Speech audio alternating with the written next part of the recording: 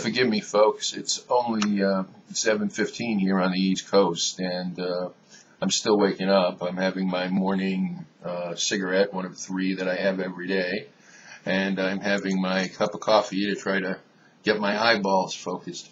I thought that I was going to talk to you today more about the Florida Republican primary, but excuse me, as I did my reading last night, some clips, and did a little bit more this morning, I was taken by the amount of coverage on voter suppression that took place in Nevada on Saturday, and I wanted to talk a little bit about that. It's interesting that the issue comes up during the weekend that we celebrated or commemorated the birth date of Dr. Martin Luther King.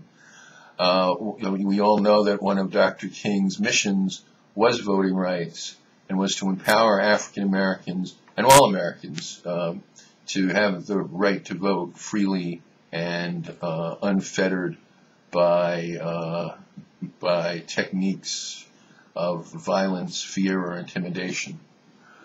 All my career, I've watched these techniques occur. In New Jersey, for example, a federal judge had to issue a temporary restraining order in a case, and each year the restraining order was reapplied, and the Republicans had to submit a ballot security program for review by the court before it was put into place. In other parts of the country, I've seen signs that say, if you don't have ID, don't come to vote. You can be arrested. I've seen security guards placed at polling stations as a way of intimidation.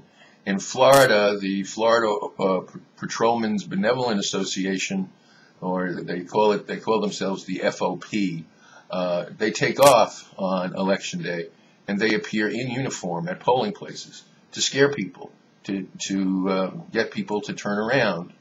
I saw in the Clnton manual that she wanted the polls closed a half hour before the noon deadline. That, in and of itself, on its face, is an attempt to suppress turnout.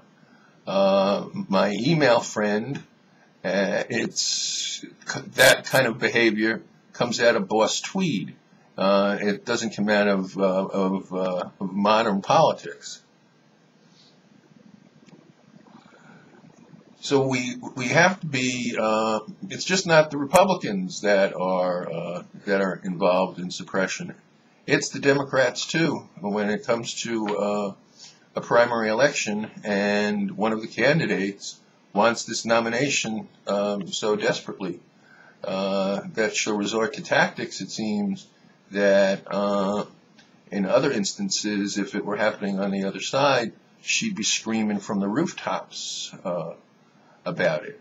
The Nevada Democratic Party should, of course, conduct an investigation. That delegation may also be challenged. We know that there will be challenges from Michigan and Florida, so we're going to have credentials fights, most likely, on the convention floor, which doesn't inspire a sense of unity amongst the party, but rather a sense of division. It wasn't Florida's fault that our primary was moved to January 29th. It was the fault of the Republican-controlled legislature, and it was Howard Dean's stubbornness that basically wiped Florida off the primary map and disenfranchised Florida Democratic voters from the process. This is a guy who runs around talking about a 50-state strategy. Well, maybe Florida shouldn't be part of that 50-state strategy in November when you come begging for votes, or maybe Florida shouldn't become part of that 50-state strategy when you come here 2, 3, 4, 5 times a month begging for cash. We had a right to participate in that primary and a right to elect delegates in that primary. But Dean decided unilaterally, since the DNC is his rubber stamp, that wouldn't be the case. So that's my little rant about voter suppression and fear and intimidation for this morning. I'll be back later once I drink my coffee and finish smoking my cigarette and get some other things done to talk more about the the Florida Republican battle. It's still a slugfest. I'll talk to you guys later.